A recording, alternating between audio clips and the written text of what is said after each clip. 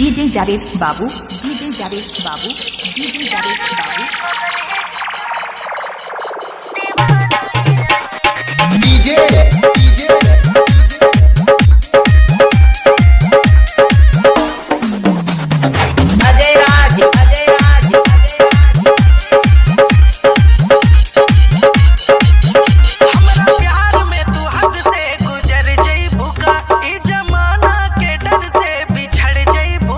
जावेद बाबू, डीजे जावेद बाबू।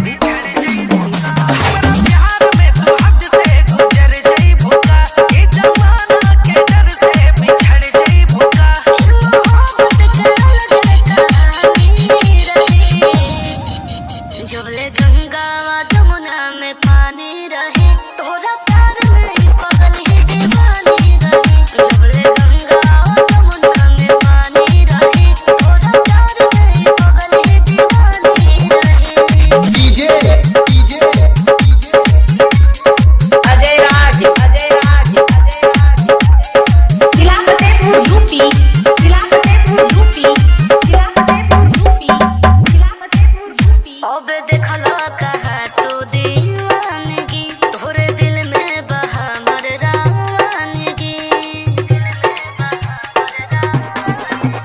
एही से बागुरूरी मन पर पापा बोला के ना नजरी हमारी गार पा। ई उम्र तोहरे हम जिंदगानी रहे। जबले गंगा जमुना में पानी रहे तोरा प्यार में पगल ही दीवानी रहे। जबले गंगा जमुना में पानी रहे तोरा प्यार में पगल ही दीवानी रहे। डीजे डीजे अजय राज, अजय राज, अजय राज। कहाँ गाँव बतहर हो? छतुगा का फुलवा गाँव छिंदाहा के पास। इश्क का होला सबके देखा दे हम, सच्चा प्यार करे सबके सिखा दे हम। प्यार करे सबके सिखा दे हम।